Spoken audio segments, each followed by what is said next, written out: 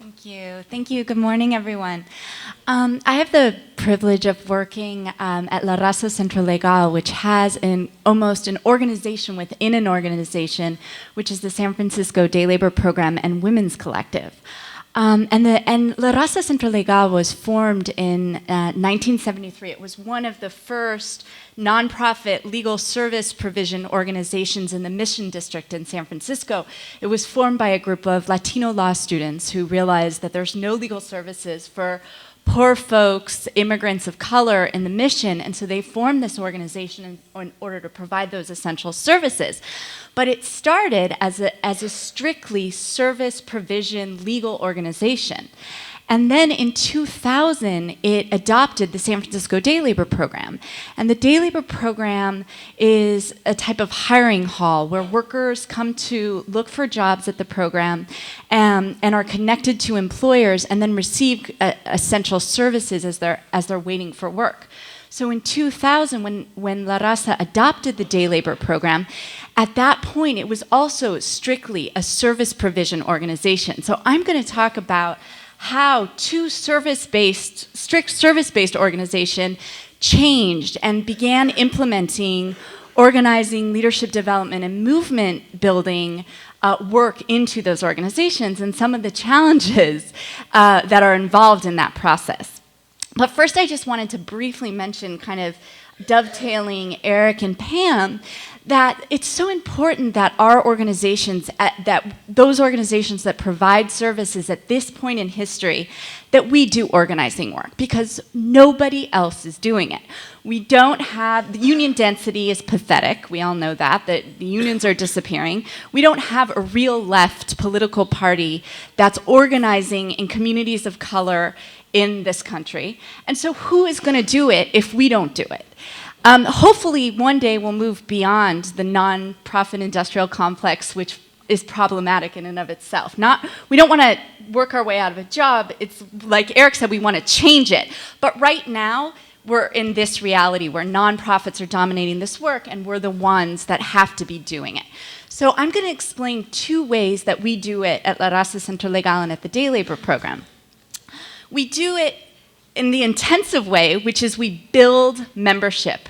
The Day Labor Program and the Women's Collective is a fighting organization. We consider ourselves a fighting organization run by the members themselves.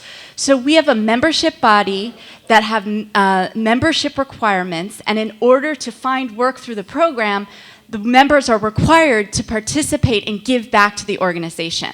So it's both a mutual aid organization in that in giving back to the organization, they also help themselves find more jobs and work together, collectively look for work. But at the same time, they are able to participate in the political struggles that really define the terms of their lives. So how do we do that? How do we build a membership-based organization? Well, one way is, and I should backtrack a minute to say, we have, there's different philosophies behind the ways of doing organizing and leadership development work. And our philosophy, and I think most of the people you're going to hear from today who are speaking share this philosophy, that people who are affected by injustices must be at the forefront of defining the strategies and leading the struggle to make change in society. Not all organizing is done that way. But we believe that philosophy is essential because like Eric said, we need to build the type of organizations that reflect the world we want to see, right? We want a world where people have power to make decisions over their own lives, not the world we have right now. And so in order to build that world, we build that little world within our organizations. So our organization is run democratically. We have elected leaders, many of which are here today. Maria, Jose, many of our members are sitting in the front row, and they should really be up here talking, not me. But they are the ones who meet and they come up with proposals to define the agenda, whether it be the campaigns they want to lead or rules for finding work that they want to change. Any decision, major decision in our organization, the leaders themselves come up with proposals, and then they take those proposals to the membership and they they try to sell the proposal. They say, this is what we think works. And the members often push back. No, we don't like that proposal. We want to change it in this way or this way. And nothing is changed or accepted or worked on within the organization unless it is approved by the membership. So we run a democratic body, both in the day labor program and in the women's collective. And that's how we define our campaigns. So a lot of the political work we do is through either the campaigns that we decide to launch. This year we're working, workers have decided to focus on immigration reform, on coming up with a solution for the workers' compensation problem, because most of our members, when they're injured on the job, they have no meaningful access to compensation.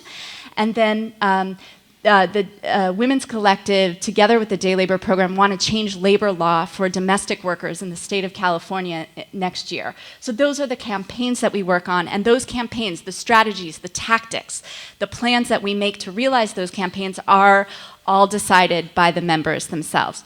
We also participate in coalitions. We see coalitions, multiracial, multi-ethnic coalitions, as the way that we're going to build long-term social change in the society. So we are members of the May 1st Alliance for Land, Work, and Power, which includes Mujeres Unidas. We're very excited to hear from Maria, and CPA, and Power, and the St. Peter's Housing Committee. And those are different organizations that build grassroots power of people of color in San Francisco, and we think about how do we start to create the building blocks towards a real working class movement in San Francisco. Those type of coalitions, strategic coalitions we form to do that long-term work to change our society. And then we do leadership development. We have popular education classes, etc. So that's how we do the real long-term movement building work within our organization. But La Raza Centro Legal is not just the day labor program and the women's collective. We're also a legal services organization. We have an immigration unit, we have a senior law unit, we have an employment unit. So we also do organizing work and leadership work, not so intensively. We don't build membership base in those units, but in certain types of work or certain cases or certain issues in the community that traditional legal services are not going to solve, we will launch short-term campaigns in order to solve those issues. So for example, right now in San Francisco, the police are taking cars away from Latino drivers and taking their IDs and racial profiling them in all these ways. So we could sue the city for racial profiling, a long-term legal struggle that our members couldn't be really involved in, or we can organize the victims of that racial profiling to fight back, to force our board of supervisors to stop this practice by the SFPD. So those are the type of, we're not building a membership, but we're organizing members in a short-term way to make change by harnessing their collective power.